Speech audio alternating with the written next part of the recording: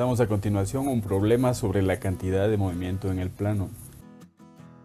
Dos vehículos A y B con movimiento rectilíneo uniforme.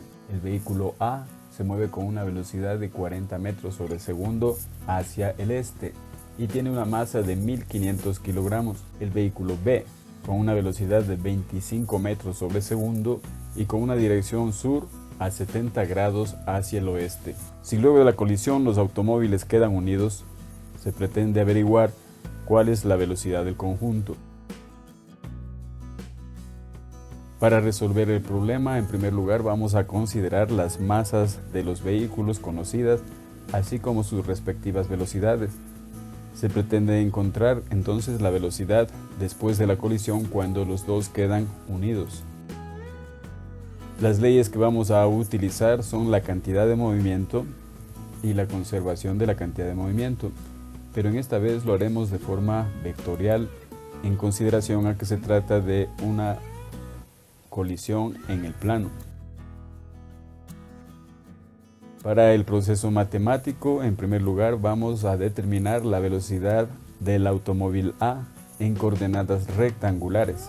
En consideración a que tiene una componente de velocidad solamente en el eje X al moverse hacia el este, la velocidad A es el conjunto 40,0 metros sobre segundo, porque no tiene una componente en la dirección Y, en tanto que el vehículo B, al moverse con una velocidad dirigida hacia el sur, 70 grados hacia el oeste, se puede descomponer en una componente horizontal y en una componente vertical. Utilizando las relaciones trigonométricas coseno y seno podemos determinar cuál es el valor de las respectivas componentes tanto en Y como en X. De esta manera el vector velocidad del vehículo B es un conjunto de dos elementos. En el primer lugar, la componente de la velocidad en el eje de las X tiene un valor de menos 8.55 metros sobre segundo, en consideración a que esa componente está dirigida en la dirección negativa del eje de las X. Además, la velocidad del vehículo B tiene una componente negativa de menos 23.49 metros sobre segundo, en consideración a que la componente de la velocidad del vehículo B en el eje de las Y está en la dirección negativa del eje Y.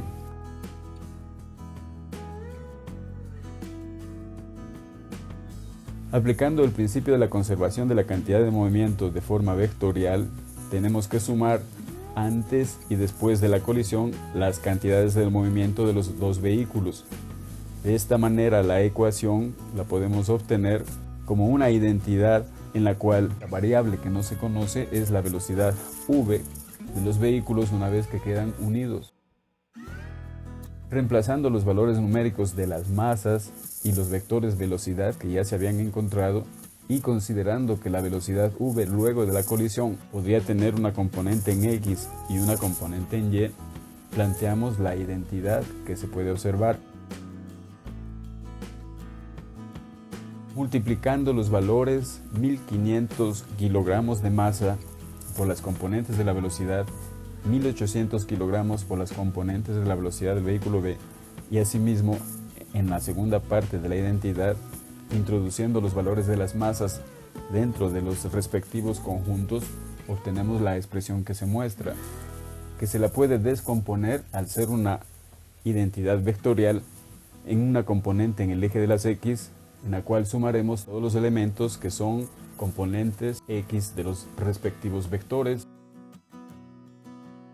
De esta manera obtenemos la componente de la velocidad de los dos vehículos en el eje X. Podemos proceder de una manera similar para encontrar las componentes vectoriales en el eje Y.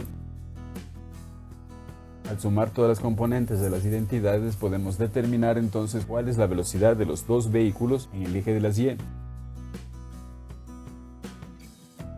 Las dos componentes de velocidad nos van a dar el vector velocidad en componentes rectangulares con un valor de 13.51 metros sobre segundo en el eje X y menos 12.81 metros sobre segundo en el eje Y. Transformando a coordenadas polares, tenemos que El valor de la velocidad del vehículo es de 18.61 metros sobre segundo con un ángulo de 43.47 grados. El signo negativo significa que vamos a considerar un ángulo a partir del eje de las X en un sentido de rotación horario.